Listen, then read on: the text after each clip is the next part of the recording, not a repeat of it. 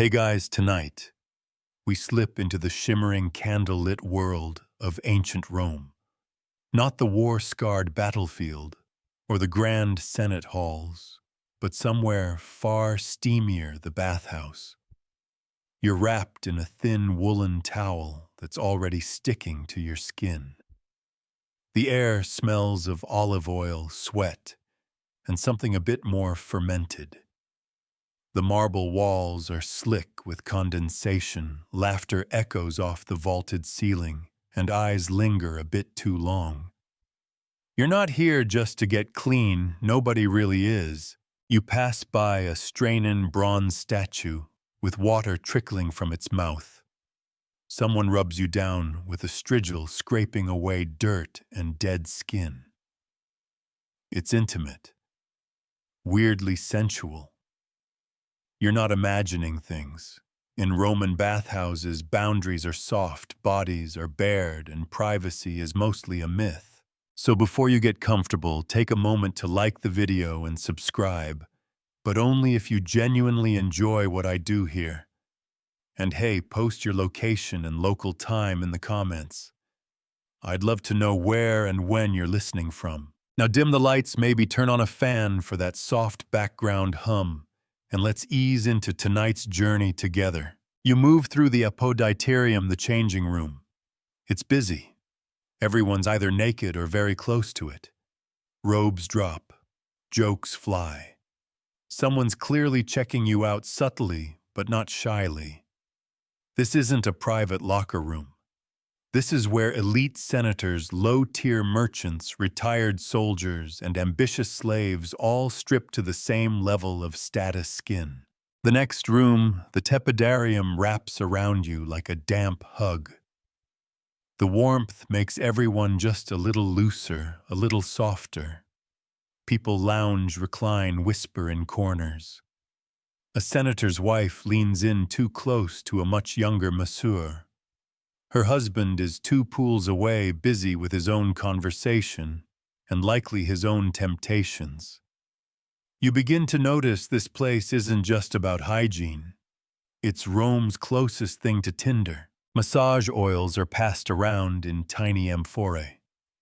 A young boy, maybe 15, kneels to apply them to an older man's shoulders. You hear a joke about how slippery the Appian Way gets. Someone snorts. You blink. Is that innuendo? Yes. Everything is innuendo. This whole building is innuendo with steam. In the caldarium, things heat up literally. The stone benches are hot to the touch, and the water is near scalding. The Romans liked their sensuality, like their politics, overwhelming, sweaty, and everywhere. Across from you, a pair of older men chuckle as they watch a younger one emerge from the water. Muscles, water rivulets, proud display, Roman masculinity isn't shy. Not here, not ever. Here's your first mainstream fact. Roman bathhouses weren't segregated by class.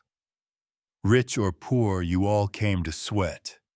In fact, some of the fancier ones even had mixed gender hours. That's right, men and women stewing together in damp heat. Imagine a modern sauna doing that and calling it family-friendly. But here's the quirk. Some bathhouses enforced a very odd rule: you could enter, but only if you were naked, unless you were a cook.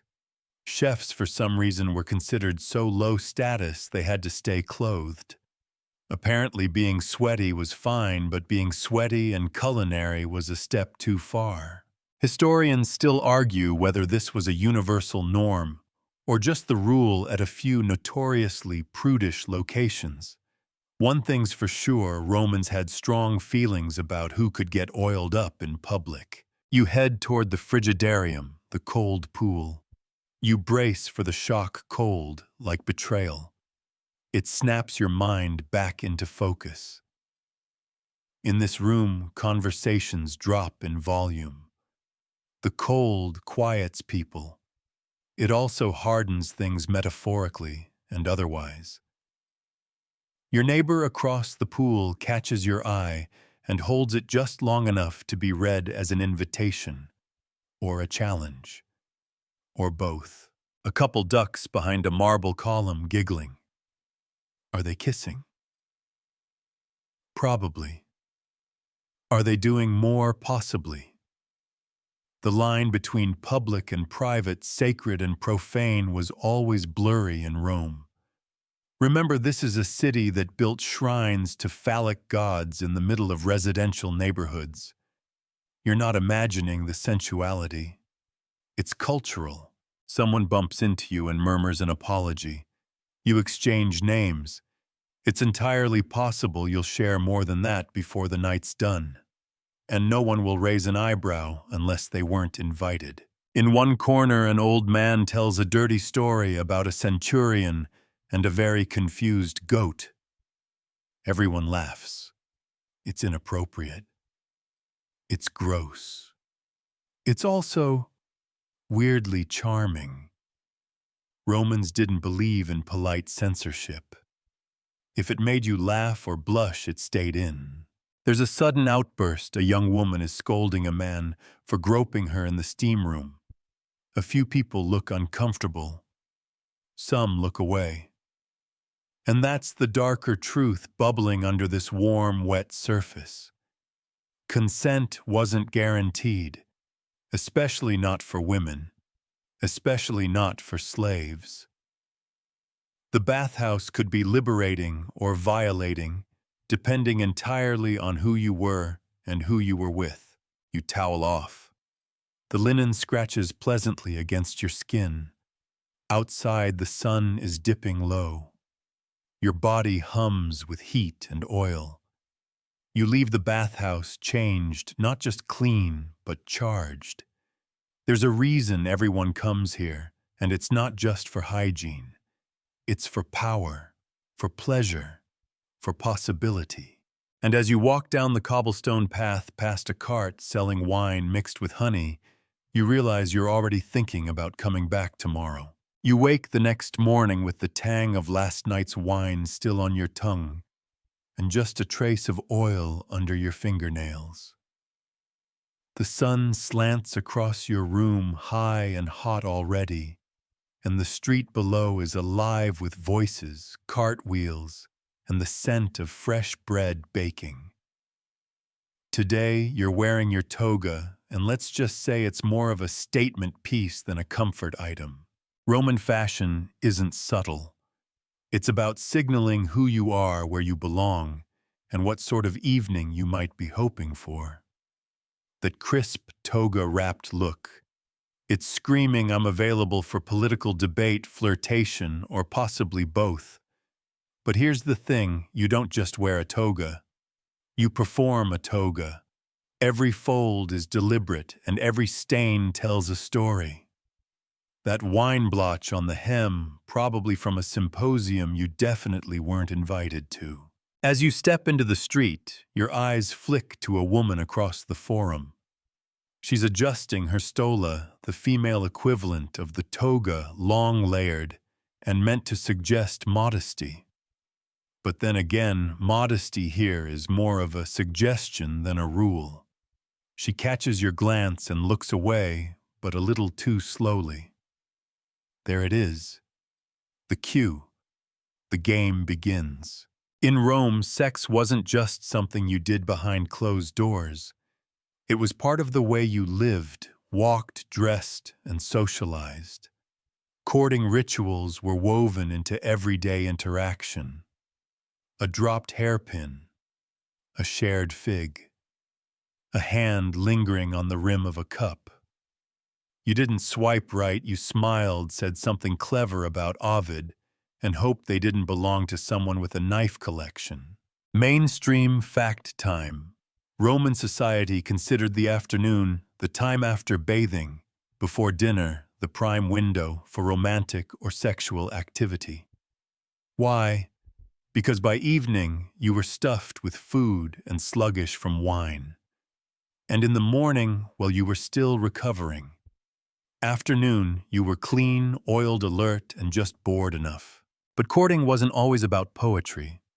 Sometimes it was politics, economics, or plain old power. Marriage proposals could happen in temples. Affairs bloomed in libraries, and certain upper-class women were known to schedule accidental run-ins near basilicas or markets. The forum was as much a meat market as a legal center. You're still walking when a litter passes by, silk curtains fluttering. You catch a glimpse bare ankle-painted toe and the unmistakable scent of imported myrrh. That's not a noblewoman. That's a meretrix, a licensed courtesan, legal, taxed, and often more educated than her clients. She locks eyes with you, just long enough. A chill pricks your spine even under the heat. You remember what your friend said last night at the bath? Married men do not cheat. They simply practice their rights. Yeah, Roman logic. Here's your quirky tidbit: elite Roman men were not only allowed but often expected to sleep outside their marriages so long as it wasn't with another citizen's wife. Sleeping with slaves, actors, or prostitutes. That was just tradition. Technically, only women were considered capable of adultery. You were just expressing your dominance. Wild right. Still, historians debate whether average Roman men truly had that much freedom, or if the upper crust simply wrote the rules and the history. We don't know how many plebeians got away with mid-market dalliances, but we do know the penalties for women were brutal exile, confiscation of dowry, even execution in rare cases. A double standard as old as empire. You arrive at a villa for a late morning visit.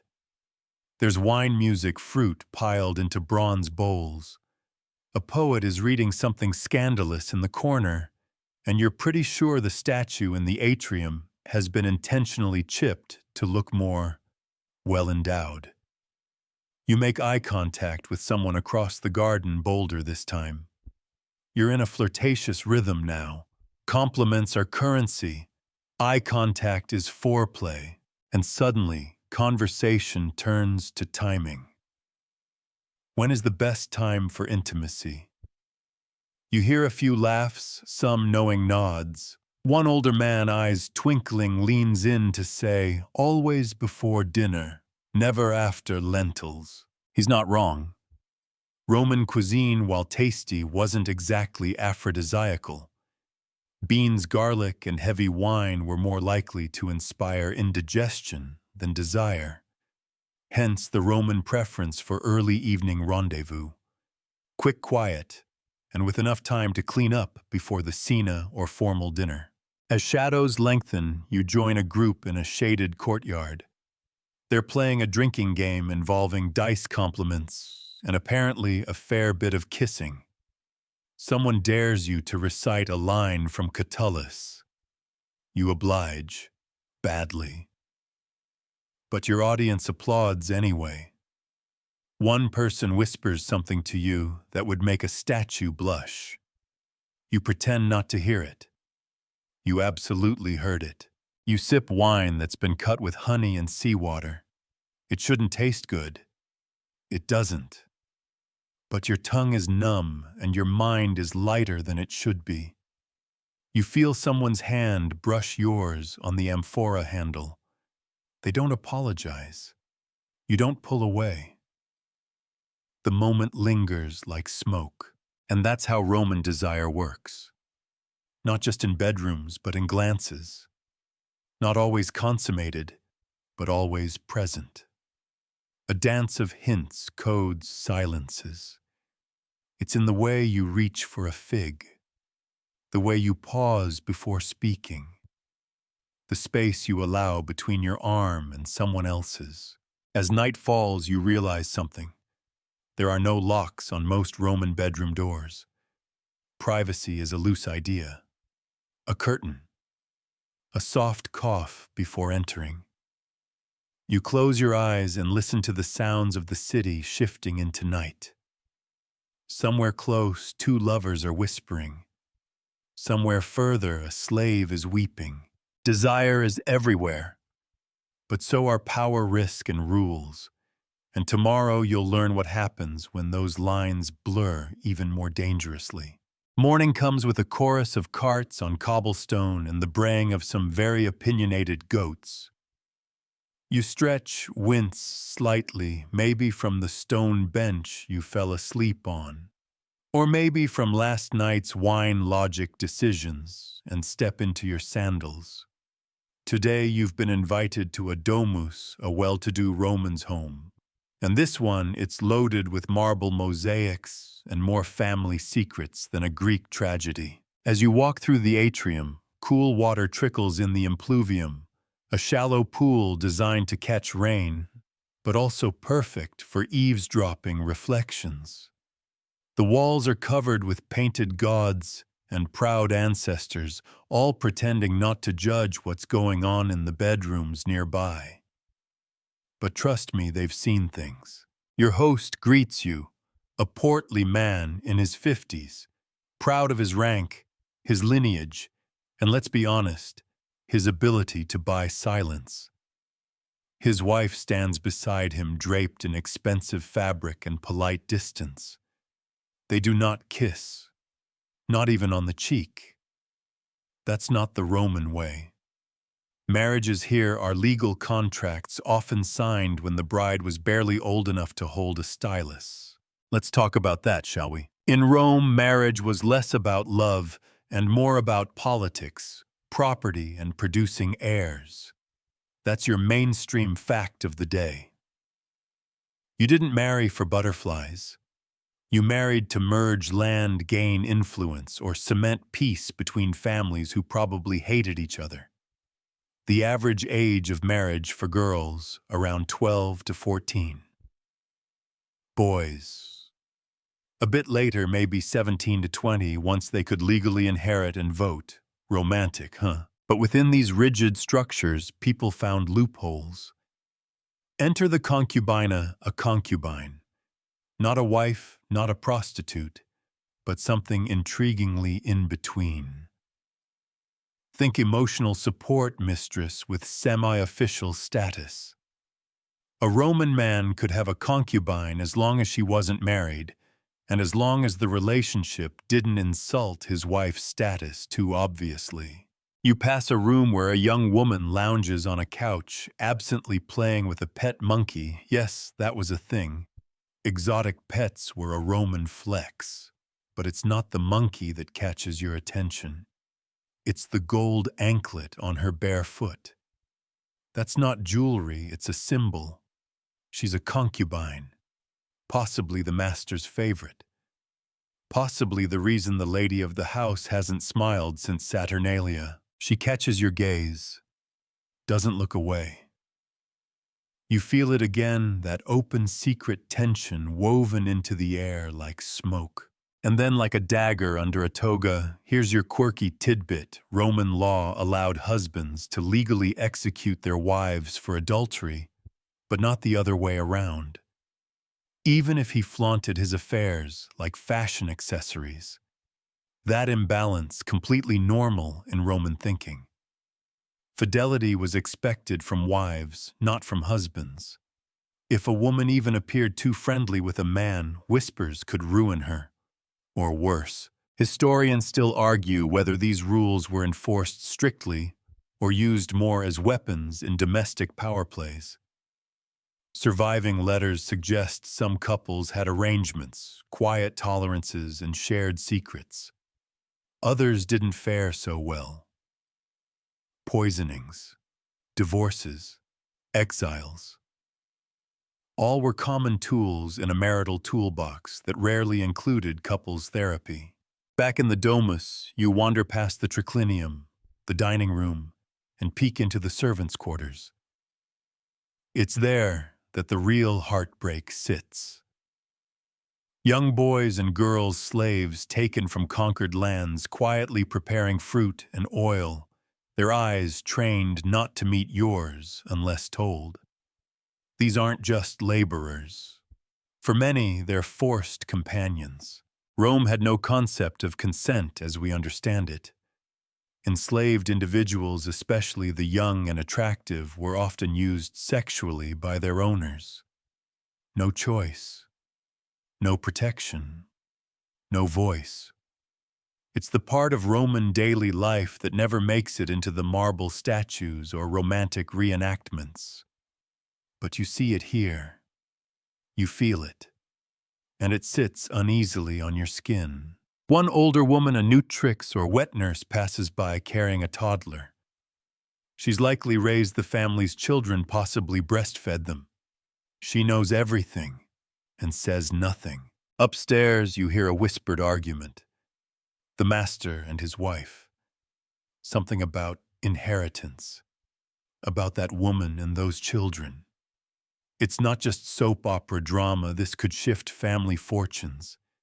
If a concubine's child is acknowledged, it could compete with the legal heir. That's why status matters. That's why bedroom politics often bled straight into courtroom ones. You step outside for air into the peristyle garden. The hedges are trimmed, the fountains cool, and the statues all look vaguely judgmental. You sit beside a small shrine, likely to Venus, goddess of love, but also of, well, entanglements. There's an offering, a half-eaten pear, 2 coins, and a lock of hair. Someone's desperate, or guilty, or both. And suddenly a whisper behind you. Do you believe in true love? It's the wife. She sits beside you without invitation. Her perfume is strong. Her tone stronger. I once did, she adds almost to herself. Before I knew how Rome works, she tells you not directly, but in layered implication of a lover she once had. Before marriage, before duty, before silence. She doesn't cry, but her eyes glisten like a woman standing in a rain that will never reach the ground. Then she stands, adjusts her rings, and walks away. Back into the mosaic house, back into her role. As you leave, a small boy runs past you, laughing. A dog barks. Life continues. But you feel different now, like you've brushed against the private machinery that powers Roman life, marriage as a mask, sex as strategy, and silence as currency. You head back into the city, eyes sharper, heart heavier. And you wonder, in a society that worships control, who really owns their own body. By the time you reach the temple of Vesta, the heat is already clinging to your skin like gossip. The marble steps are cool beneath your sandals, but your thoughts are heavier than the air. You stand just outside the circular sanctuary looking in. Quiet. Sacred. Untouchable, at least in theory. The Vestal virgins are the priestesses of this temple, guardians of Rome's eternal flame. You watch one of them glide silently through the doorway, her white robes flowing like mist. She's probably no older than 20. Her head is veiled, her eyes unreadable. She doesn't look at you. She's not supposed to. You are the public. She is purity incarnate. But tonight we're not buying the brochure, because underneath all the ritual and reverence, Rome's obsession with virginity wasn't about innocence, it was about control. Let's start with the mainstream fact. Vestal virgins were chosen between the ages of 6 and 10, and they served for 30 years. 30.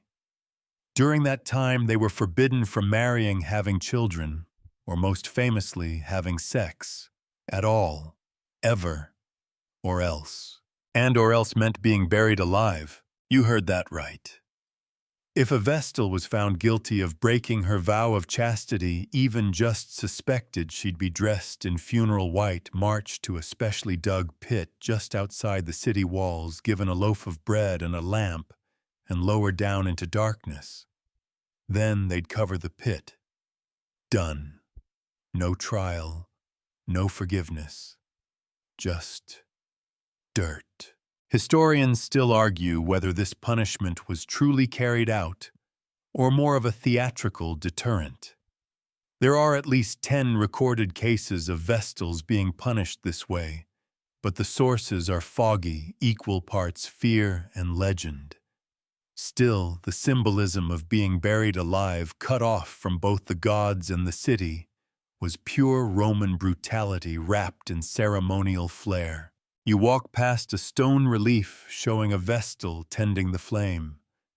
Her face is calm, too calm.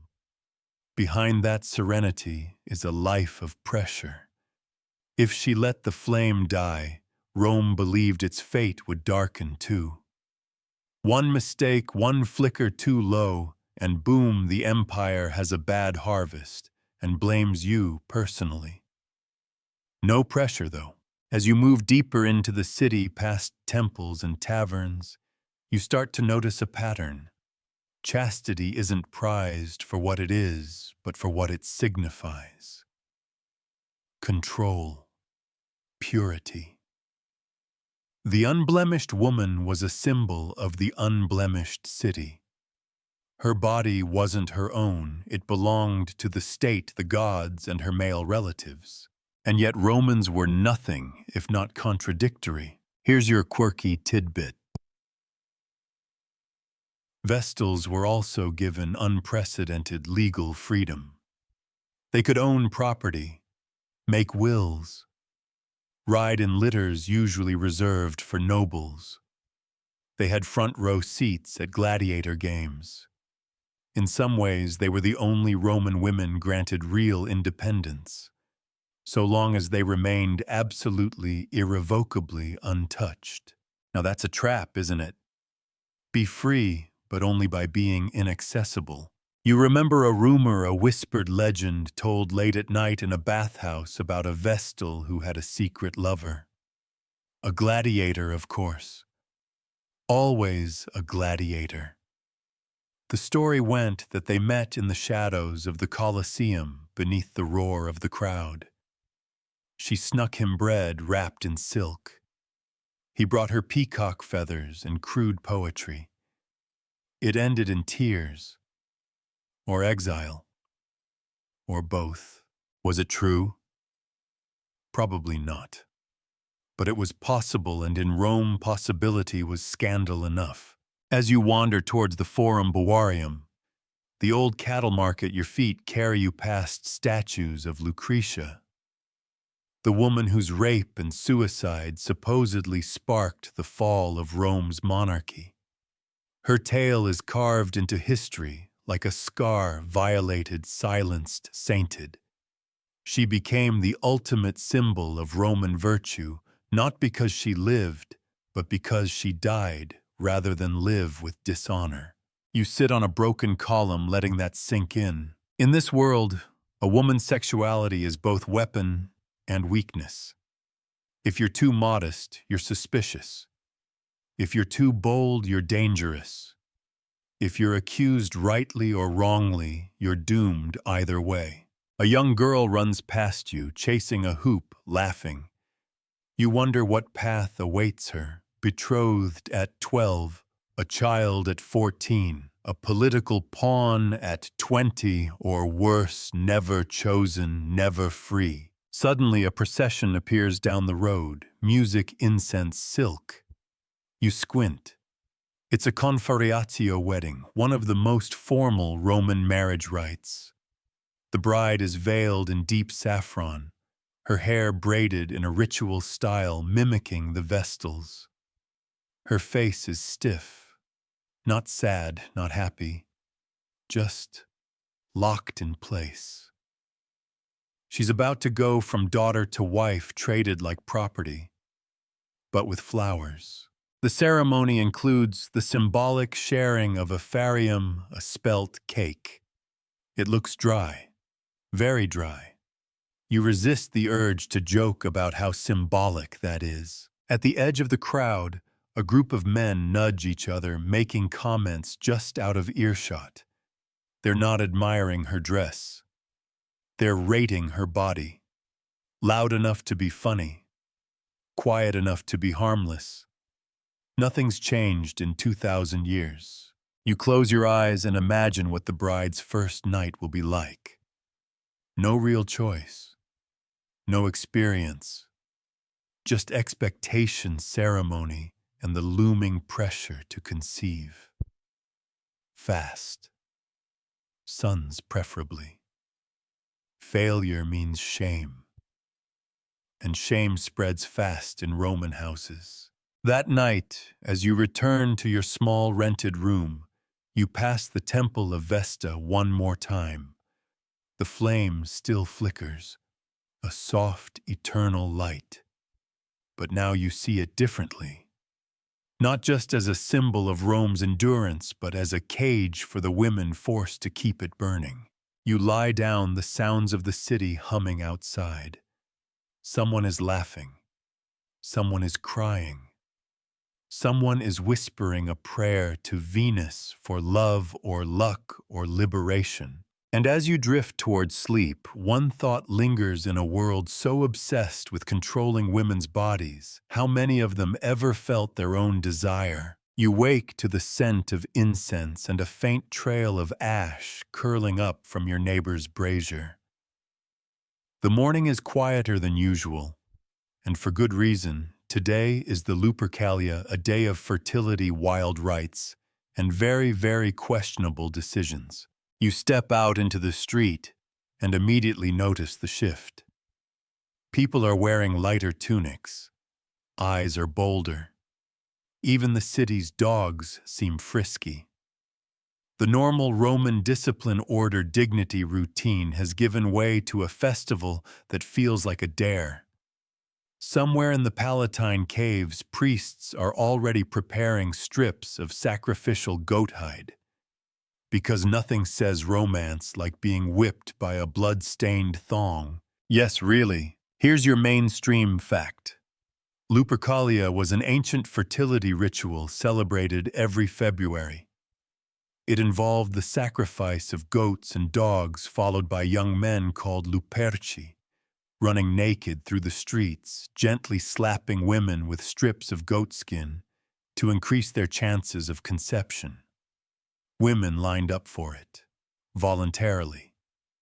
And yes, this was sanctioned by the states. But just when you think it couldn't get stranger, we get into Rome's private love potions and public sex magic. You duck into a side alley near the Subura district, the messier, livelier underbelly of the city. Here, amid cheap wine-fried fish and shouted insults, you find her, the old woman, sitting behind a table of herbs, powders, bones, and vials of something amber and sinister. She gives you a grin that says, "I know exactly what you want before you do." You ask her about love spells. She cackles, then leans in close and whispers, "Lizard tongues, crushed wasp, a drop of menstrual blood. That'll keep him dreaming only of you." You are not ready for that. Welcome to the quirky side of Roman desire, sex magic, and superstitions. So absurdly vivid, they'd make a modern influencer blink twice. Women and men used all kinds of potions and rituals to attract or repel lovers. Some smeared their necks with wolf fat to spark passion. Others buried carved wax figures near their targets' homes. One spell even involved sewing a mouse's foot into the hem of your tunic. Sexy, right? These weren't just fringe practices either. Love magic was so widespread that Roman law explicitly banned certain types of spells, particularly those thought to manipulate someone's libido. Because seduction by charm, acceptable. Seduction by literal sorcery. That was cheating, unfair advantage, emotional doping, if you will. Historians still argue whether these love spells were genuinely believed or just symbolic performances. But either way, the line between ritual and romance was blurrier than a wine-soaked toga. You continue down the street and spot another familiar figure, A young woman, maybe 17, sprinkling something into a cup behind her stall. She catches you watching, winks. "Just herbs," she says, "for focus." Sure it is. This is the reality of Roman intimacy, a daily blend of desire and desperation. When your freedom is limited by class, gender, or status, magic becomes your only agency. A way to bend the rules that have been bending you your whole life. You pass by a small shrine to Priapus, god of gardens and erections. Yes, really both. He's there in all his glory, grinning, eternally engorged and surrounded by offerings of figs and coins. Romans believed these statues protected fields from thieves. You try not to laugh. You fail. Children run past completely unbothered by the giant phallic statue. It's just another Tuesday in Rome. As the sun climbs higher, the Luperci are now running through the Forum. They're laughing, half-naked, streaked with goat blood. People cheer. Women reach for them, giggling as the lashes land on their arms, their hips sometimes deliberately across their chests. It's all very performative, very chaotic, and more than a little erotic. But the ritual masks something deeper. You notice one woman standing a few steps back, watching. She doesn't reach out, doesn't laugh, just stares with a hunger that doesn't look festive.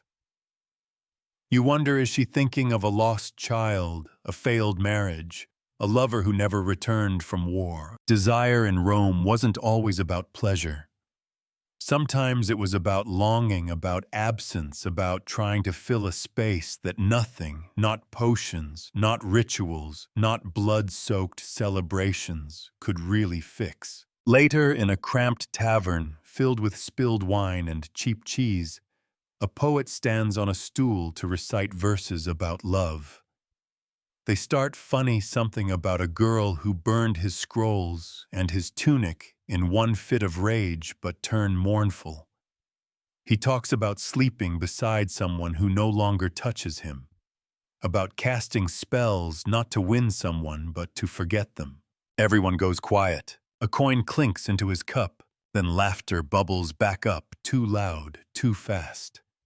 Because Romans didn't linger in sadness. They wrapped it in jokes, poured wine over it, and lit it on fire. The tavern crowd shifts. A man sidles up to you smelling of myrtle and sweat. He offers you a sip of his drink, then a line of verse. You recognize it, Catullus. Something about kisses that can't be counted. You don't answer. Just smile.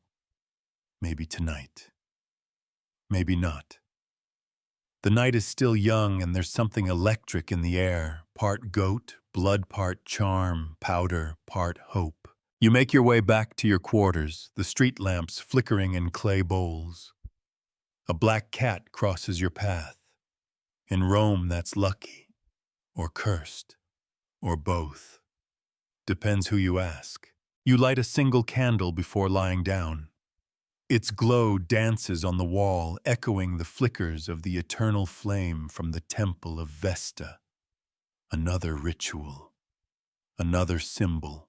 And just before you drift into sleep, you imagine someone slipping a spell beneath your pillow, whispering your name into the dark. You're awoken not by sunlight, but by sound, raised voices, laughter, the clink of amphorae. You sit up, rubbing your eyes, and step out into a city already pulsing with activity. But something's off. The crowd feels twitchier. The smiles are wider, yes, but also thinner. Today, Rome's putting on a mask, and under it, hypocrisy silk and some very public secrets. You follow the flow of people toward the Forum, the city's marble stage. Statues of stern senators loom over the crowd, trying to look unimpressed. A magistrate is giving a loud speech about morality, about virtus, Roman virtue, and the importance of self-control in all things. And yet the man behind you is whispering a dirty limerick, involving a wine merchant, 3 sheep, and something unprintable about figs.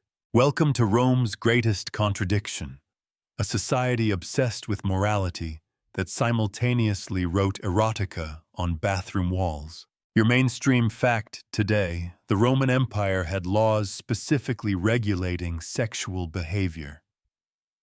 Lex Julia and Lex Papia Poppaea, for example.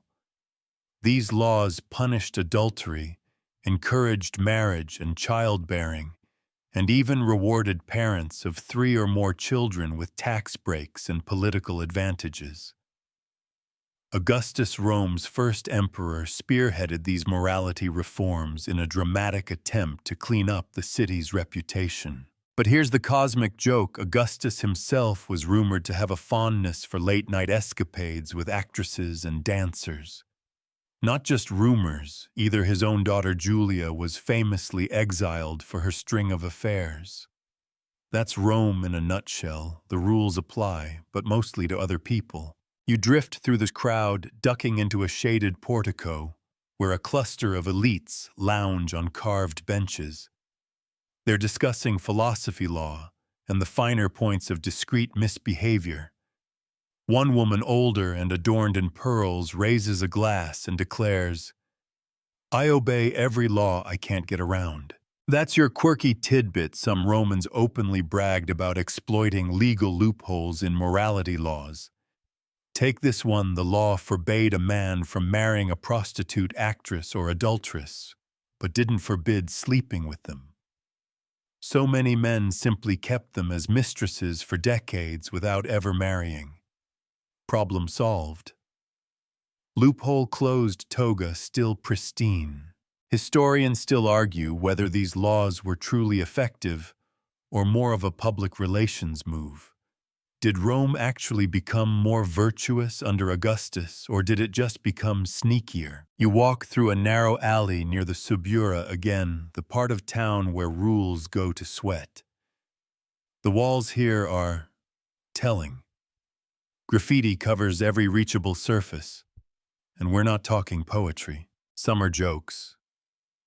Successus was here. He had sex with 2 women and made one cry. Some are ratings. Marcia is the best. Ask for her by name. And some are pure anatomical art, crude, hilarious, anatomically impossible. And yet no one's cleaning it off. Because in Rome, public morality and private desire live side by side, and sometimes they share a drink. You enter a small insula, a working-class apartment block. The walls are thin, the smells strong, and the sounds, well, intimate. You pause at a stairwell. A man and a woman are arguing in the next room, not shouting, negotiating. About time, maybe money, maybe something more personal. Then silence, then soft laughter. Their whole relationship unfolds like a whispered drama through the wall. Upstairs, you visit a friend, a baker's daughter named Livia. She's 22, unmarried, and perfectly happy about it. "Why tie myself to one man when Rome is full of flavors?" she says, handing you a warm honey cake. Livia is confident, witty, sharp as obsidian, but she knows the limits. "As long as I keep it quiet," she says, "I'm just a flirt. If people hear about it, suddenly I'm public property." She nods toward a neighboring window where another woman sits alone, face half covered. "She forgot that rule," Livia murmurs. Her lover left. Her reputation stayed. In Rome, privacy wasn't about doors. It was about discretion. A whispered affair was a game. A known affair, that was a scandal. Even if no one actually cared about the sex, they cared about the appearance of self-control. You head back toward the Palatine Hill, where the city's richest citizens live behind high walls and guarded gates. From the outside, their homes are paragons of virtue, statues of Minerva for wisdom, shrines to Juno for marriage. But if walls could talk, one villa you pass is famous for hosting poetry readings, the kind that require a wink before entry.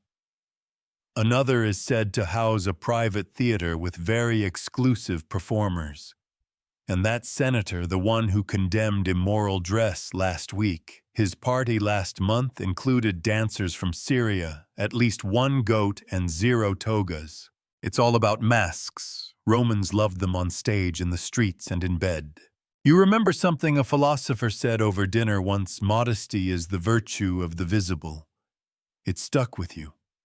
Because in Rome, modesty wasn't about what you did. It was about what people saw you doing. And if no one saw, well then no crime, no sin, no scandal. As the sun sets and the streets quiet, you pass by a group of children drawing in dust with sticks. One of them sketches what is definitely a phallus. Another adds legs. The rest erupt in laughter. You shake your head. In a world so steeped in rules, maybe humor is the only rebellion that survives. You make it back to your lodgings just as a neighbor stumbles out of her doorway, adjusting her hair and trying very hard not to look like she's been somewhere she shouldn't. She sees you. You see her. No words, just a mutual shrug. Rome, where the law tells you how to live, but the alleyways always tell the truth. By now, the rhythm of Roman life has settled into your bones.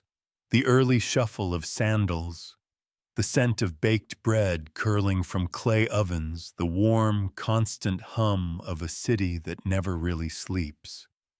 But today, your feet take you somewhere different, not a street, but a stage. You're heading to the Theatrum, Rome's greatest arena for drama distraction, and let's be honest, thinly veiled flirtation. As you approach the grand steps of the Theater of Pompeii, the crowd is buzzing with anticipation, layered tunics rustling like leaves, fans waving, jewelry clinking. You smell citrus oil and sweat. Perfumed ambition. Inside, the stone seating is already packed, men and women sitting close, too close, with the kind of accidental hand-touching that absolutely isn't accidental. You find a seat among the plebs, Urbana wedged between a loud fig seller and a teenager still figuring out how to be subtle with his stares. And then the curtain lifts. Tonight's play, a Plautus farce, full of mistaken identities, innuendo, and at least 3 jokes involving a donkey. The laughter is immediate, infectious, and deeply unapologetically dirty. Mainstream fact of the night: Roman theater was no polite drawing room affair. It was bawdy, chaotic, and often packed with double meanings. If you were expecting Shakespearean restraint, you're in the wrong millennia. Jokes about body parts, bedroom misadventures, and scandalous liaisons were the main course, not just dessert. The actors exaggerate every gesture, hip thrusts, winks, dramatic moans. The audience loves it. You laugh too, even when you don't fully get the pun. Half the fun is the crowd's reaction, especially hers, the woman 2 rows down, reclining slightly red fabric slipping off one shoulder. She laughs like she's been dared to. The man beside her could be her husband, could be her cousin, could be a decoy. And now for the quirky tidbit: during some festivals like the Floralia, dedicated to the goddess of flowers and fertility, Rome staged plays where actors and sometimes audience members were encouraged to get, well, very naked. It was a celebration of abundance, of nature, of letting go.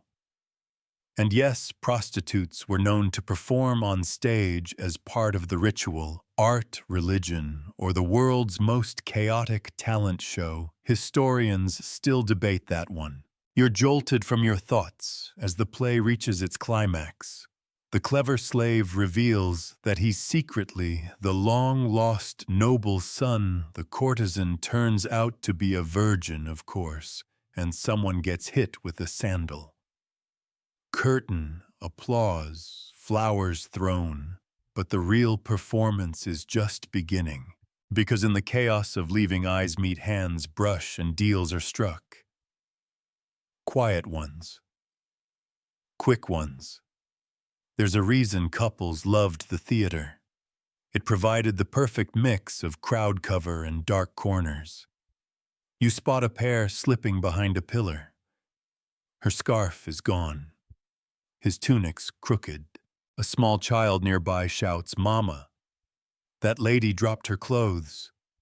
Everyone laughs. Except the lady. You exit into the late afternoon buzz, passing a vendor selling sweetened almonds and lewd wooden carvings. One's a figure of Priapus with a movable mechanism. It winks at you when the wind blows. Charming. Nearby, a philosopher is debating whether comedy corrupts morals. His opponent argues that laughter purifies desire. You're not sure who's winning, but someone is definitely quoting Plato out of context. Again, you pause at a shrine to Venus Cloacina, goddess of both love and the sewer. Yes, seriously. Only in Rome would someone combine romance and sanitation under one divine umbrella. You toss a coin in the basin anyway. It feels appropriate. Then curiosity pulls you toward the back of the theater district, where the real action simmers, lupanaria, the brothels. Unlike what you might imagine, they're not hidden. Many are tucked openly into multi-story insulae marked by signs, frescoes, or just the sounds drifting from behind worn curtains. You enter one narrow hallway, stone rooms, no doors. Just images. On the walls, crude but effective paintings of services, prices, positions. The Roman version of a menu or a gallery. A woman greets you. Not young, not old, not shy. First time she asks, but it's rhetorical. She knows. You're not here for business. You're here to understand. Mainstream fact again, Roman prostitution was legal, regulated, and taxed. Sex workers had to register with the aediles, city officials, and wear a special garment often dyed a deep yellow, the toga muliebris. Yes, a woman in a toga, which was otherwise a male-only garment.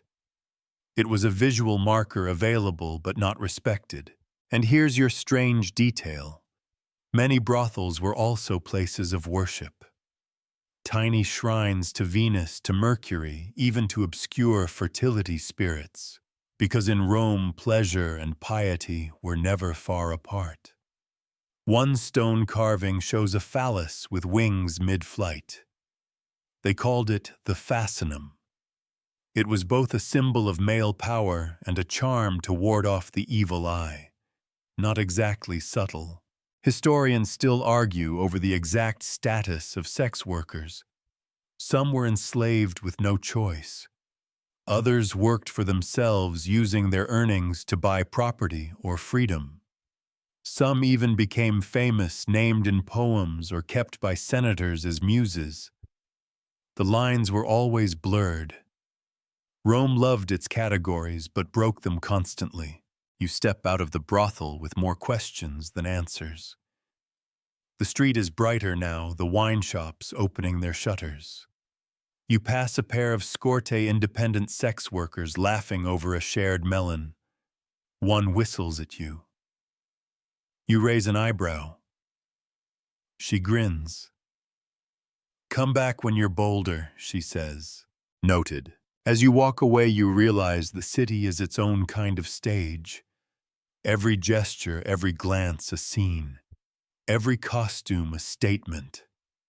From senators to slaves, courtesans to comedians, everyone's performing something. For love, for power, for survival. And tomorrow you'll follow that performance into the home of the elite, where pleasure takes on silk gloves and daggers.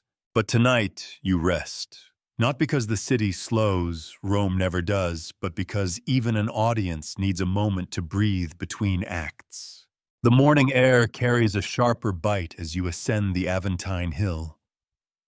It's quieter here, more refined trees sway gently over marble columns, and the clamor of the city below seems distant, almost irrelevant. This is where Rome's elite play their most dangerous games. Not with swords or soldiers, but with seduction secrets and social maneuvering so precise it makes a gladiator duel look clumsy. Today you're invited into a domus unlike any other, a house that hums with influence. Not wealth for its own sake, but wealth as a weapon. The atrium gleams not just with waxed floors, but with the shimmer of political ambition. The host greets you with a smile that doesn't quite reach his eyes, flanked by 2 attendants and a wife who seems to float more than walk. This isn't just dinner. This is theater with silverware. You're led to the garden, where benches circle a pond filled with decorative fish, so pampered they probably have names. Guests arrive in waves, noblemen poets, foreign envoys, and a few faces that say I own land and at least 2 grudges. Among them women move with practiced grace. Their jewelry isn't just ornament, it's a resume. One woman catches your attention immediately, statuesque, with hair coiled into elaborate braids and a robe of nearly sheer linen. Not vulgar, just deliberate.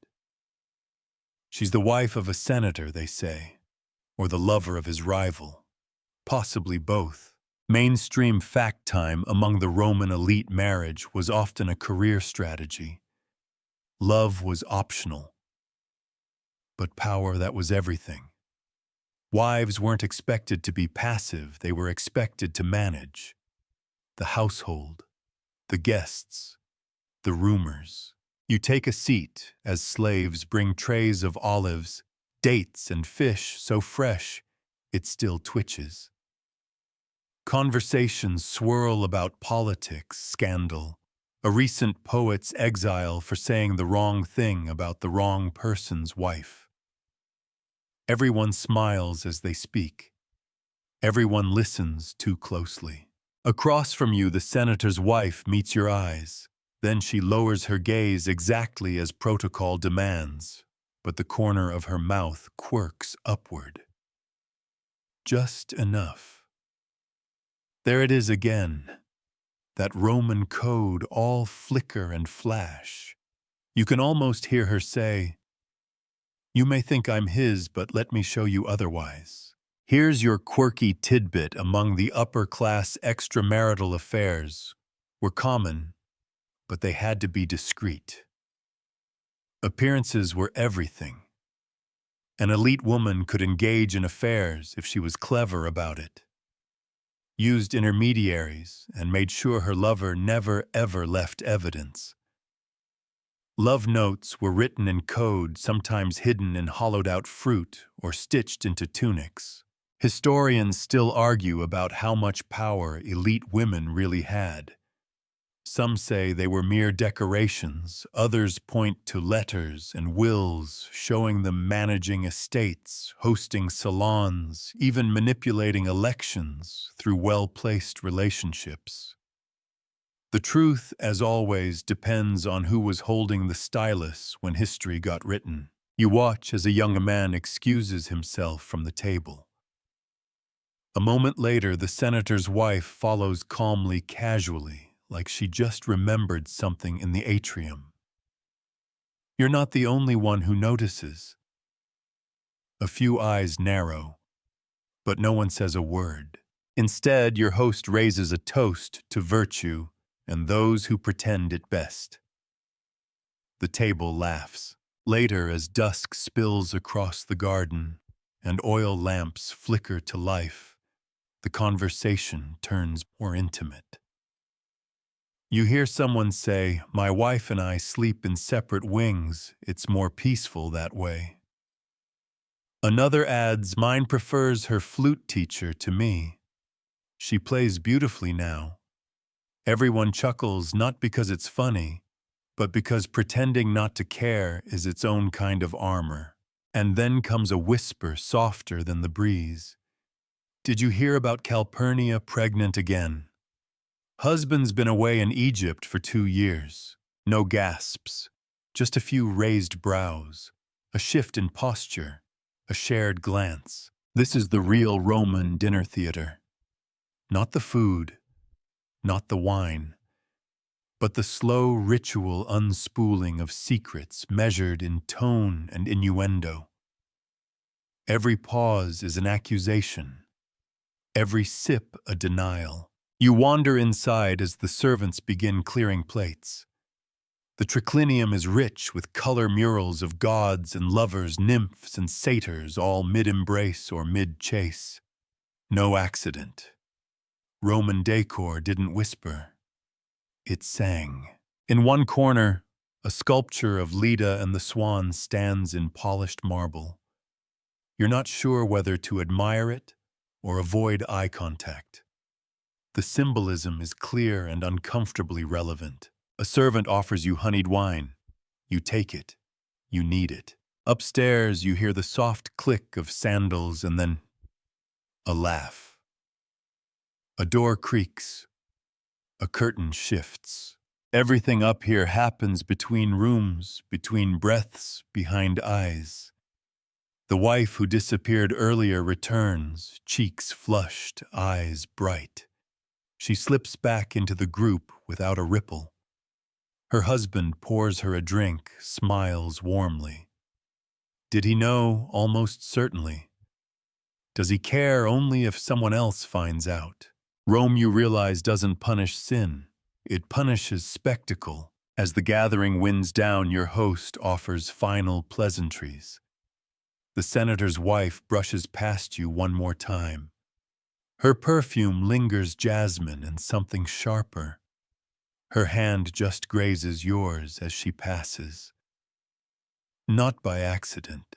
You walk home slowly past flickering torches and shadowy doorways. Somewhere a cat yowls in the dark.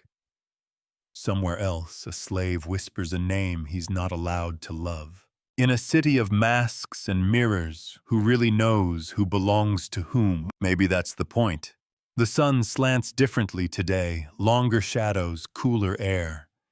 You pull your cloak a little tighter as you head down toward the banks of the Tiber, where the scent of mudfish and river-slick reeds gives everything a sleepy kind of charm. But don't be fooled by the stillness. Beneath this calm, something wilder brews. You're going to visit a Roman bathhouse today, not the private kind, reserved for senators and their marble-tubbed friends, but the public kind. The steamy, sweaty, wonderfully chaotic kind, where bodies, stories, and social hierarchies all boil together. At the entrance, you pay a small coin to the doorman, nod to the attendant, handing out towels and step through the archway into a space that's somehow both intimate and loud. Steam curls in lazy spirals from the caldarium, the hot room where men and women lounge like overcooked olives on marble benches. Yes, men and women. On paper, Roman bathhouses separated the sexes. In practice, it depended on the day, the place, and the bribe. Some establishments were more relaxed. Others, let's just say they knew what brought in the better crowds. Your mainstream fact today, Roman bathhouses weren't just for bathing. They were community centers, gyms, spas, salons, and sometimes very casual pickup spots. Most people didn't have private plumbing at home, so these spaces were a daily ritual essential for hygiene, but also for gossip, business deals, and a little post-oil flirting. You strip down, modesty isn't really a thing here, and move through the different chambers.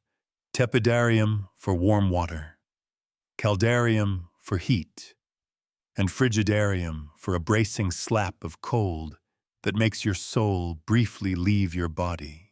And all around you, life in all its humid glory. A senator's son is getting a massage nearby, groaning a little too dramatically. Two women argue over whether goat's milk or rose oil makes your skin glow more. A philosopher, naked, of course, is explaining stoicism to a man who is clearly just trying to dry his feet. Then you notice something else glances, lingering ones.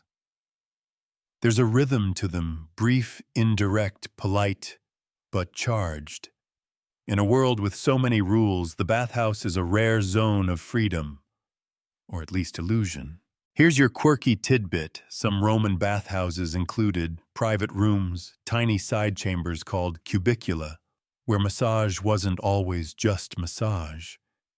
These weren't brothels exactly, but they weren't just for relaxing your shoulders either. Wealthy patrons could request extras. The attendants knew. The owners knew. Everyone knew. But no one said a word as long as it stayed quiet and dignified. That was the Roman way sin, but tastefully. Historians still argue about how widespread this was. Were bathhouses really that decadent? Or are modern imaginations just filling in the steam with something racier than reality? Archaeological finds, graffiti statues, suggestive mosaics point both ways. You sit beside an older man who nods in greeting, then mutters, "They say the emperor comes here sometimes, in disguise, looking for interesting company." He says it like a challenge. You don't ask questions. Nearby, a young man and an older woman are talking softly, too softly. You watch them leave together. Maybe nothing happens. Maybe everything does. The boundary between acceptable and scandalous in Roman baths, a moving target. You slip into the frigidarium, where cold water shocks you into sharpness. The chamber is quiet. Two figures float lazily at the far end, whispering. Their voices carry just enough to tease the imagination. A young woman enters wrapped loosely in linen, drops it, and steps into the water like it's her private lake. She doesn't look at you, but she's very aware of being looked at. Every movement is casual but choreographed. You don't know if she's flirting or simply surviving. Because here's the thing, even in this half-naked democracy, not everyone is equal. A patrician wife gets one kind of attention, a freedwoman another, a slave girl. She doesn't get to say no. Roman baths, for all their egalitarian steam, still follow Rome's unspoken laws. Status, gender, power, always circling. After a while, you dry off with a cloth that scratches like philosophy and step into the palaestra, the open-air gymnasium. Men wrestle, throw javelins, lift weights shaped like cannonballs. It smells like sweat dust and ambition. A place where bodies are displayed not just for strength, but for admiration, possibly invitation. You sit on a low bench and listen to two men argue about the best oil for muscle tone. One is clearly irregular. The other may be a bit too eager. Their conversation drips with double meaning. You smirk. Everyone here speaks in code. As the sun begins to dip, shadows stretch long across the tiled floor. The crowd starts to thin. You dress again, moving slower now, feeling scrubbed, not just of grime, but of pretense. The bathhouse has that effect. You leave lighter, looser. Outside, a pair of women giggle, sharing something in a folded cloth, possibly perfume, possibly something stronger. One of them nudges you as you pass. "You missed the best part," she says. You don't ask what that means. You just smile and keep walking. Because the bathhouse isn't just a building.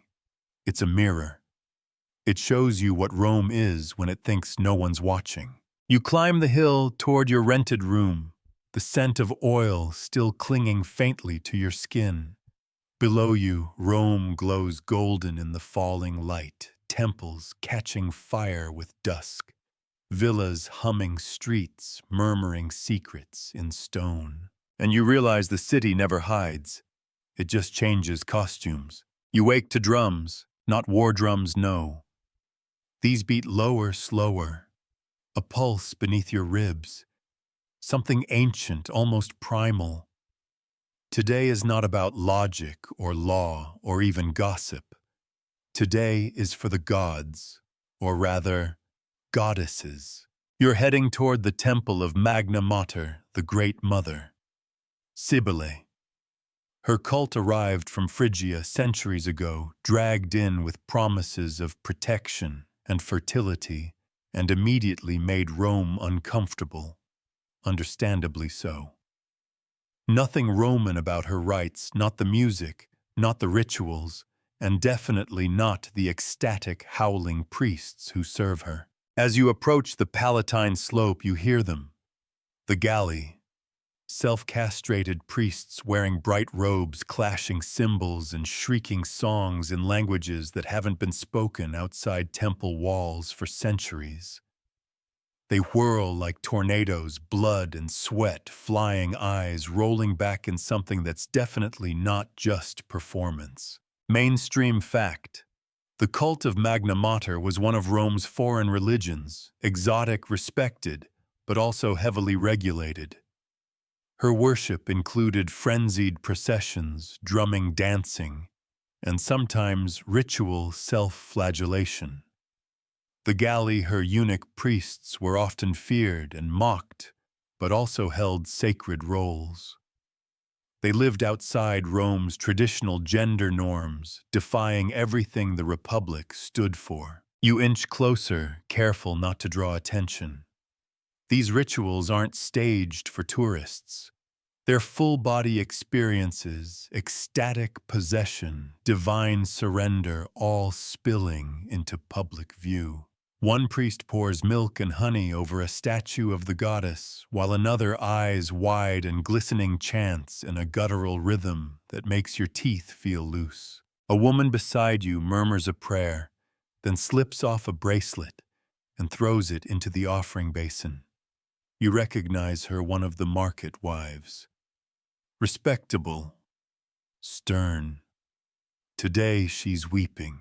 Welcome to the space where Roman control frays, where gods aren't statues but moods that enter you without asking. You move toward a smaller shrine tucked beside the temple.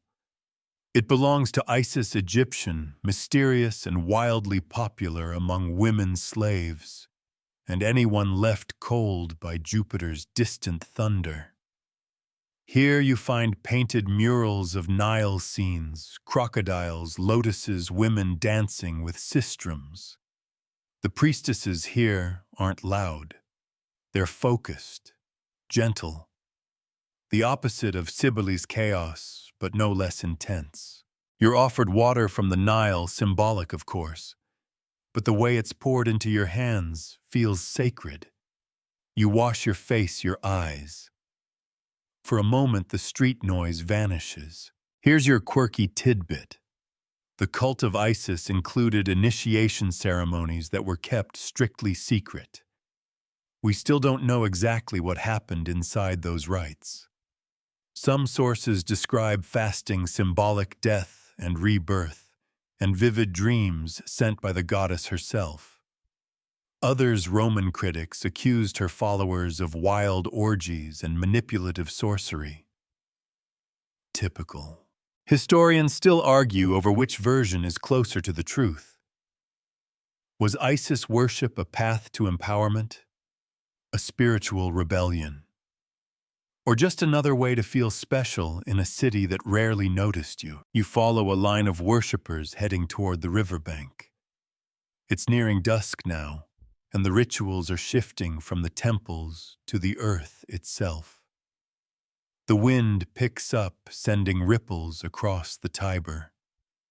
The group stops by a tall pillar crowned with ivy. A woman begins to sing, soft at first, then stronger. Her voice wavers, but carries. It's not Latin, not even Greek, something older. The crowd closes their eyes. You don't, because in this moment, you see them, the priestesses, the followers, even the skeptics, all bound by something the Senate will never understand, devotion that doesn't come with rules or tax receipts. A man beside you whispers, "I came for my sister. She lost her child." Now she says Isis speaks to her in dreams. You glance at the sister. She's swaying gently, arms lifted, eyes closed, smiling. In Rome, loss finds ritual. Grief becomes performance. But in these cults, it becomes transformation. You make your way back through the city, passing shrines tucked into every corner. Minerva's owl painted above a door, Venus's statue wrapped in fresh vines, a tiny phallic charm nailed to a stable wall. Protection. Petition. Plea. You think back to earlier today, the frenzied cries of Cybele's followers, the quiet purity of Isis's waters, the ripple of emotion that passed through a woman's voice when she sang something older than the city itself. And you realize, for all Rome's talk of discipline and control, these cults reveal the hunger hiding just beneath. The hunger for surrender, for softness, for something to believe in that won't ask for tribute, only tears. In a bathhouse, you could trade pleasure. In a temple, you give yourself up completely. As you climb the steps to your quarters, the sound of cymbals still rings faintly in your ears. Your heart beats in a slower rhythm now, not the Roman march, but the whispering drum of something less explainable. Tonight you sleep knowing the gods aren't above you. They're in you, waiting. You wake slowly today, like honey pouring from a jar. Your dreams were thick with whispers, with golden statues and fluttering veils. Rome has left its mark on your sleep, and it's not finished with you yet. Because today, we're slipping beneath the surface, beyond temples and bathhouses, past senators and scribes. You're heading where the real decisions get made, the bedroom. No, not your own. One that belongs to a woman of influence. And tonight she's decided you're welcome. For now. You arrive after sunset, escorted by a silent servant through shadowed corridors and into a room that smells of sandalwood and something darker, maybe myrrh, maybe ambition. The walls are draped in silk. The oil lamp flickers low, casting more suggestion than light. She greets you with a nod, nothing more. She's in her 30s, sharp eyes, painted lips, and the confidence of someone who's survived enough to stop apologizing for what she wants. She wears a stola, but not modestly, one shoulder bare, gold bangles stacked high. You sit when she gestures, speak only when she does. This is no brothel. This is a domina.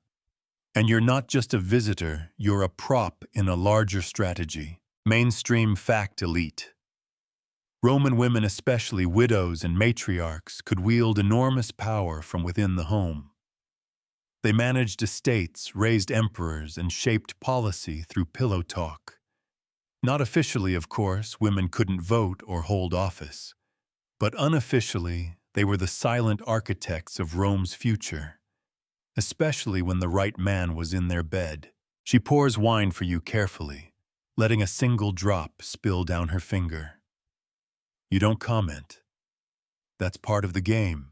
Tonight, every gesture is part of the performance. Here's your quirky tidbit. Some Roman women, particularly courtesans, meretrices who worked independently, became political powerhouses. They knew secrets, traded gossip, and charged not only for their time, but for their silence. The most famous of these women, like Volumnia Cytheris or Clodia Metelli, blurred the line between mistress and diplomat. One was even rumored to ghostwrite speeches for her lover. Historians still argue whether these women were truly influential or simply convenient symbols for male anxiety about female autonomy. But the fact remains, their names are still whispered centuries later. The woman across from you leans in and murmurs a story. It's about a general who left his wife in Rome only to discover she'd managed to double his land holdings while seducing his political enemy. She never lifted a sword, your hostess says with a grin. She didn't need to. She asks if you're loyal. The question's playful, but her eyes aren't. Before you can answer, she changes the subject, asks your opinion on grain imports, then compliments your lips. You're not sure if she's testing you, seducing you, or recruiting you. Maybe all three. You glance around the room. A low table stacked with wax tablets. A bronze bust of Minerva. A curtain half drawn across a sédame door. Behind it, who knows? A lover, a rival, a hired witness. Everything in this room is a tool, including you. As the night deepens, she shifts beside you on the couch. Her hand grazes yours. Her laugh is low-trained, weaponized. This isn't romance.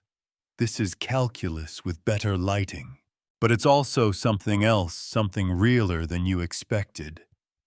A kind of unspoken truth between two people who both understand that power isn't always seized with armies. Sometimes it's wrapped in silk, whispered across a pillow, promised in exchange for discretion. She speaks again, this time softer, about a friend who vanished after offending a consul's wife. He thought he was clever, she says. He forgot whose ear she slept beside. You nod. You won't forget. And then just as suddenly as it began, the moment dissolves. She claps once sharply. A servant appears. You're handed a cloak, guided to the door. No kiss. No promises. Only a glance. Outside, Rome hums like a sleeping animal. The night air is thick with possibilities. You wander through quieter streets now, lit by torchlight, and the occasional drunken serenade. A group of women pass you, whispering and laughing, clutching cloaks tight. One turns and winks. The city is always flirting. You stop near a fountain and catch your reflection in the water. You look the same, but something's changed. You've seen how influence is traded behind closed doors, how Rome's sharpest moves are made not in the Senate, but in satin sheets and murmured secrets. You think of her again, the way she poured wine, the way she tested you with questions wrapped in compliments. A puzzle with lipstick. Tomorrow she'll send word, or she won't. Either way, you're part of the web now. And Rome doesn't forget the threads that tie its stories together. Dawn breaks softer today, as if the city is trying to apologize for how it treated you last night. The air is heavy with mist, the kind that blurs lines between buildings, between memories, between dreams, and whatever comes after. You rise slowly, your joints creaking like old temple doors. Rome has a way of aging you and awakening you in the same breath. You step outside and let the quiet settle for a moment. No shouting vendors yet. No pounding hooves. Just the city breathing before it puts its face back on. Today you're headed toward the Via Appia, the queen of Roman roads, where the dead live quietly in stone silence, and the living walk beside them as if nothing's wrong. And maybe nothing is. In Rome, even the afterlife gets a marble upgrade. The tombs stretch on like forgotten promises, elaborate sarcophagi, humble urns, towering monuments to men who once believed they were indispensable. Their names chiseled deep: Lucius, Antonia, Flavius. You run your fingers along the grooves. You try to care.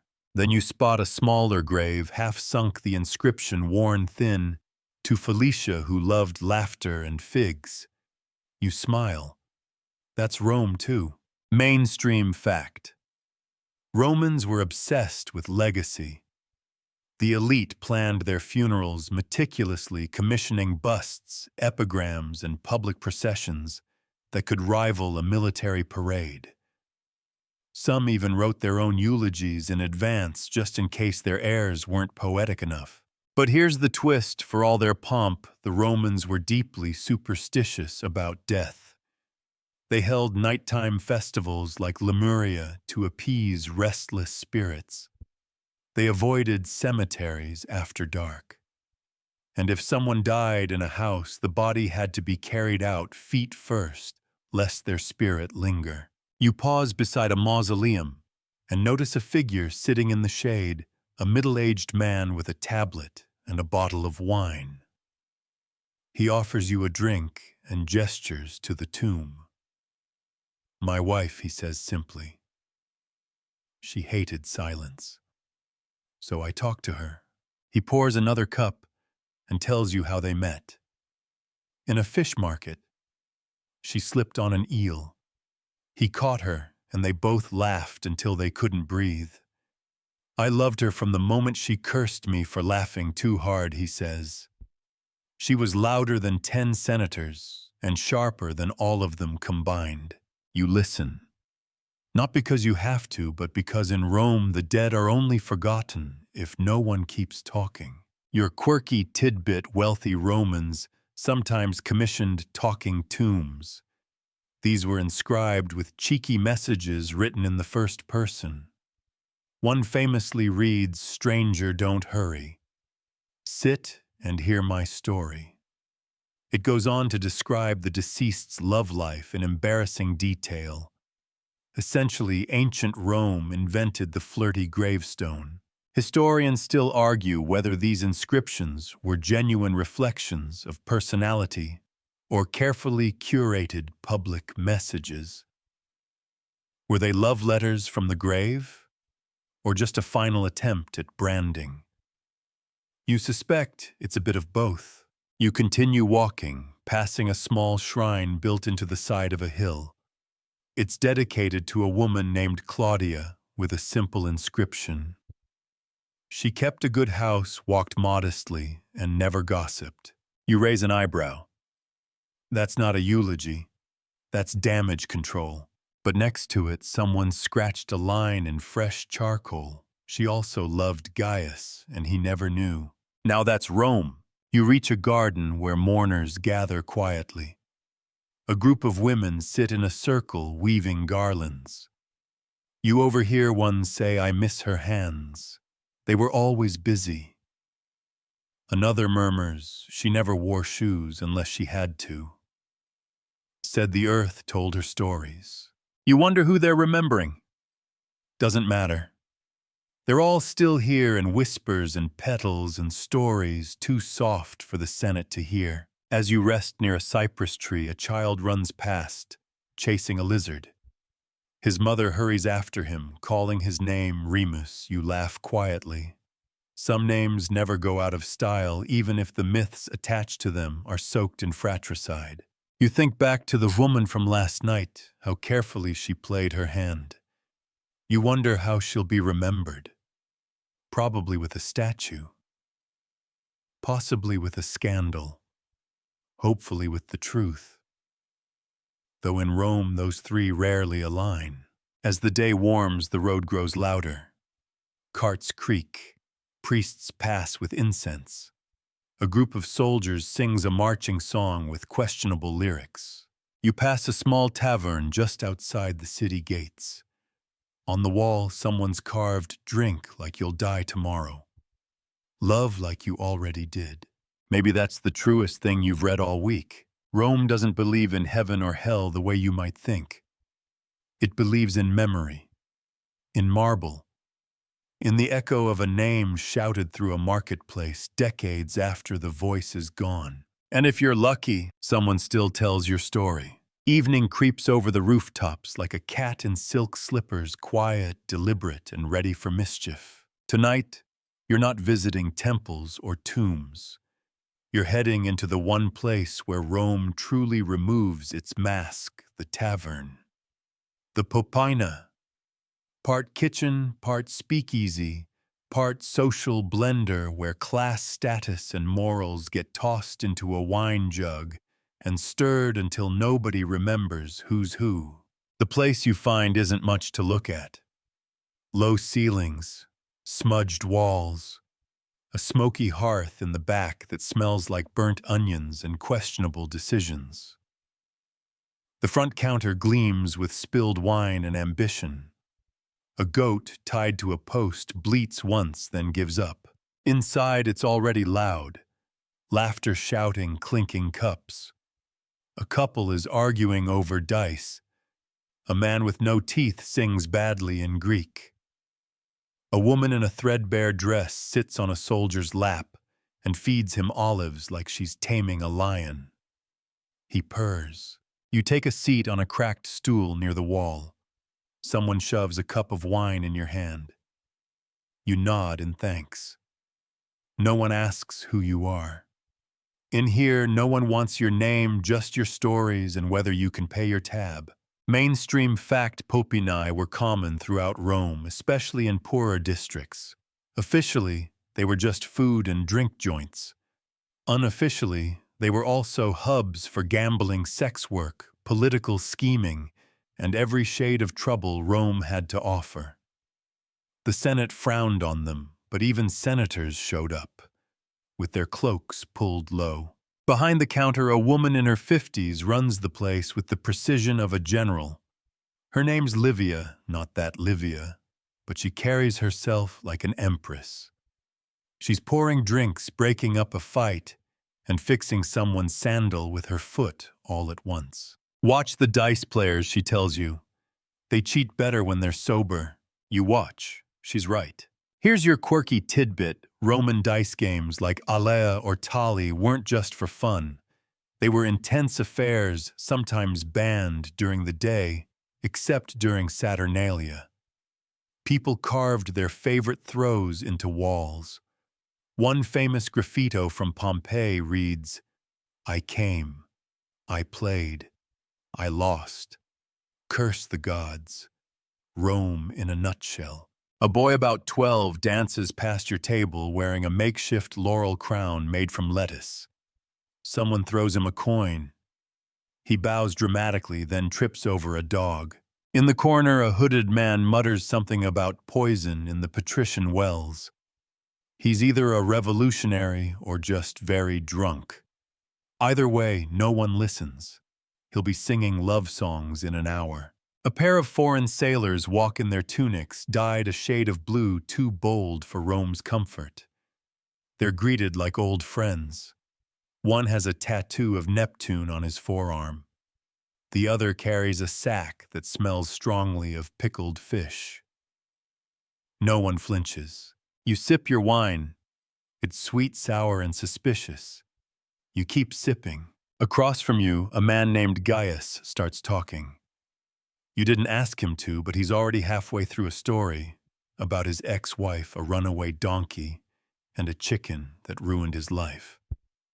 You're too entertained to stop him. Then the music starts. A woman with dark curls and cracked fingernails plucks a lyre while a man drums rhythmically on a table. The room joins in slowly, hands slapping wood feet, tapping stone voices, humming. The melody builds rough and earthy, the kind that gets into your skin. You join the rhythm without realizing. So does the soldier. So does Livia, pouring another round without missing a beat. Historians still argue about how truly rowdy these places got. Some say popini were dens of sin and scandal. Others argue they were simply community spaces for the working class. Probably both. In Rome, the same place that hosts a drinking contest one night might host a funeral the next. The music swells. People dance. Someone breaks a jug. No one minds. You think about the senator's wife from a few nights ago. Her perfectly painted lips, her marble dining room. She would never be caught dead in here. Then again, she might send a servant with a message to someone who is here. These worlds aren't far apart. They're just usually separated by how clean your sandals are. A girl no older than 16 grabs a stool beside you and says, You look like someone who needs a better drink. You laugh. Is there one? She nods solemnly and slides you a tiny flask. Don't ask what's in it. Just trust me. You sip. It tastes like apples, regret, and fire. You love it immediately. The tavern is full now, bodies pressing stories, overlapping everything, pulsing in time with the drum. This is Rome's true engine. Not the Senate, not the temples, but this, the low hum of ordinary lives being lived all the way out without shame. As the night deepens, the lines blur even further. A merchant toasts a slave. A thief kisses a baker's hand. A woman stands on a table and recites poetry about lost lovers and stolen shoes. Everyone cheers. And you're part of it now. Just another body in the smoke. Another voice in the song. You leave when the stars are high and the street is quiet again. Behind you, the tavern still pulses soft, warm, alive. And ahead, the hush of alleys, the promise of more. You wake up in a room that isn't yours. The ceiling is lower, the light dimmer, and there's a chicken perched on the windowsill giving you a judgmental side-eye. You sit up slowly. Your head feels like it's been used in a gladiator match and lost, but you're smiling. 'Cause somehow that cramped, smoky tavern gave you a deeper glimpse of Rome than any palace ever could. Today, though, you're seeing the other side of the coin. Not the laughter, not the wine. The cost. Because behind every pleasure Rome offers, there's someone paying for it. And often she isn't the one drinking from the goblet. You walk through the Subura district, the underbelly of the city, where the walls leak, the roofs sag, and life teeters on the edge of either comedy or tragedy depending on how much you've slept. Here, Rome shows its cracks without apology. You pass a cluster of women gathered at a corner fountain. They laugh, argue, rinse vegetables, and bathe toddlers all in one tangled, rhythmic chorus. Their dresses are worn, their hands calloused. One of them sees you watching and winks. Looking for love, she says. Or something cheaper. Mainstream fact. While some women in Rome found power in their homes or in wealthy patronage, many more lived lives of relentless labor. They worked as midwives, bakers, tavern keepers, laundresses, prostitutes, even builders. Roman law technically allowed women to own businesses and property, but in practice, survival was a full-time job. A cart rumbles past, carrying amphorae of fish sauce, and two young women duck aside to avoid the splash. One carries a basket of apples, the other a baby that looks suspiciously like the neighbor's husband. You don't ask. In a nearby alley, a group of women sit weaving. One sings a lullaby in a language you don't recognize. Another sharpens a knife. Life doesn't pause here, it just shrugs and keeps going. You stop at a door painted with the unmistakable red stripe of a lupanar, a brothel. It's midday, but already open. The door creaks when you push it. Inside, the air is perfumed and dim. Not glamorous. Functional. There are murals of gods and lovers, but they're cracked. Their faces half faded by time and breath. A girl sits near the doorway, brushing her hair. She looks barely 16, though it's hard to say. She doesn't flinch when she sees you. You knew, she asks. No, you say. Just looking. She shrugs. Aren't we all? Here's your quirky tidbit. Roman brothels sometimes posted price lists and menus outside their doors. Services were cheap, sometimes just a few coins. But what people really paid for was the illusion. Names were often painted above the doorways in graffiti nicknames like Fortunata Tira or Fabula, though most of them weren't real. They were roles, masks, brands. Historians still argue over the status of these women. Were they enslaved, freed, voluntarily working? Some brothels were state-run, others private. But the distinction between courtesan and property was often just a few sesterces wide. You move into a room near the back. A woman sits on a cushioned bench, bare-legged, holding a clay cup.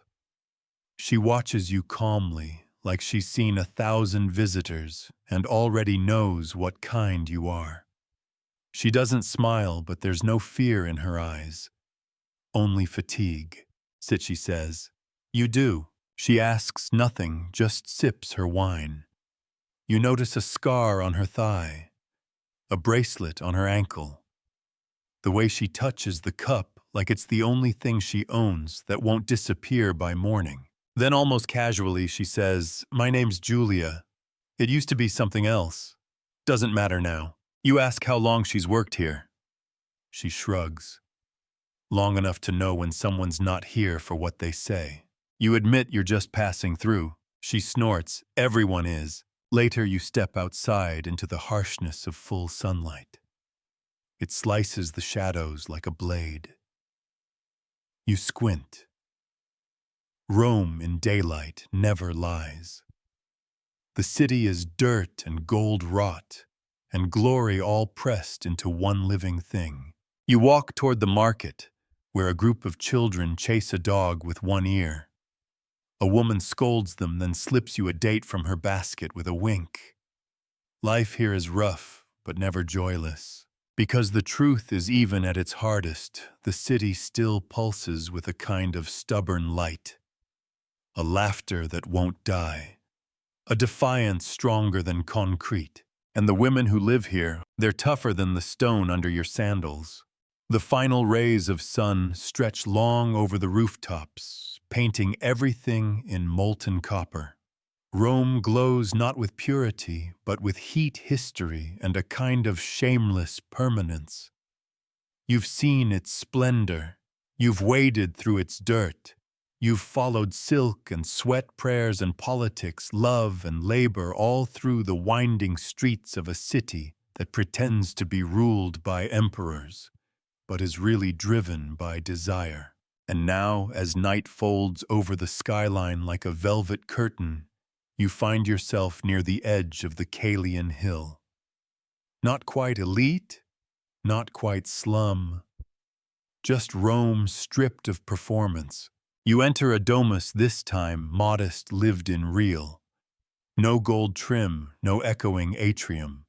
Just a clay lamp flickering near a low table and the soft sound of a woman humming as she kneads bread. She looks up as you enter. Not surprised. Not coy. Just there. Hungry, she asks. You nod. She gestures for you to sit. This isn't a seduction. It's a kindness. And maybe that's rarer. As she works, she talks not to impress, but to fill the quiet. About her daughter who's learning Greek. About her cousin's wedding, which ended in 2 black eyes and 1 unexpected pregnancy. About the neighbor who keeps pigeons and insists they predict omens. Mainstream fact, most Roman women far from temples, brothels, and marble halls lived their entire lives inside homes like this. They managed households, raised children, oversaw slaves if they had them, and juggled endless domestic tasks. It wasn't glamorous, but it was powerful in its own right. The mater familias ruled her space with more authority than many men held in public. And here's your quirky tidbit. Women used to make tiny dolls or figurines out of wax, dedicated to Venus or Diana, to pray for love, protection, or fertility. These weren't fancy idols, just hand-shaped hopes left in wall niches or tucked behind kitchen altars. Historians still argue how much say the average Roman woman had in her own marriage or fate. But these rituals, quiet, homemade, suggest she found her power where she could, even if no law acknowledged it. The bread is in the oven now, and the smell fills the room, rich, yeasty, alive. You sip watered wine as the shadows lengthen. Children giggle somewhere down the alley. A lyre plucks a soft melody in a distant courtyard. You ask her if she's happy. She doesn't answer right away. Then I'm busy, she says, and tired. But I laugh most days. So yes, maybe. She sits beside you, not touching, not needing to. Two people sharing space. The kind of intimacy Rome rarely rewards but desperately needs. You look around. The walls are plain. The furniture simple. But there's warmth here. Safety. A shelf of oil jars. A folded tunic ready for mending. A dog asleep near the doorway, tail twitching. And you realize for all the wild temples, steamy bathhouses, political affairs, and chaotic taverns, this too is what Rome was made of. The steady, invisible rhythm of women's lives. So much of it undocumented. So much of it dismissed. And yet without it, the whole empire would collapse before the bread even finished baking. The lamp sputters. She lights a new wick without comment. Habit. The bread comes out steaming. She breaks it in half, hands you the larger piece. You tear into it like someone who's forgotten what real food tastes like. She grins. Next time, bring honey. Next time. The moment stretches, not grand, not dramatic, just full. You thank her. She shrugs it off. Rome doesn't do sentiment. But her eyes soften just a little. You step outside. The street is nearly silent now. A lone flute echoes through the stones. A cat leaps across a rooftop. Somewhere someone is making love. Somewhere else someone is lying about it.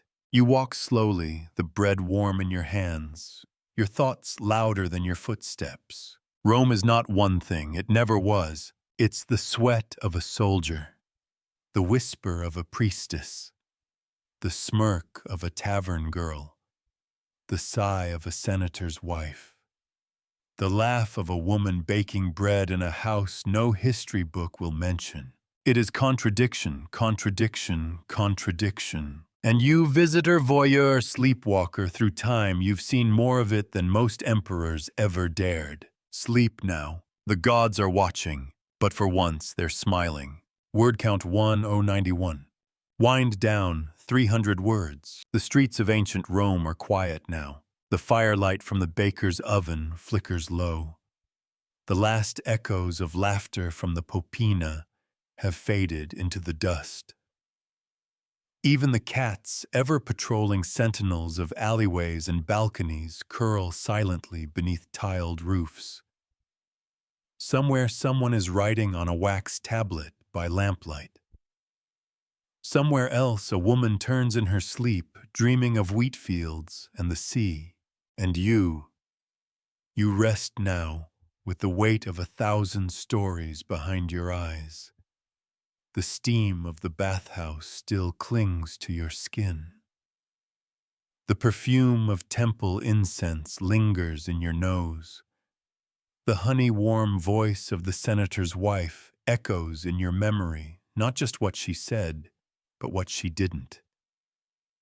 The rhythm of Rome is in you now.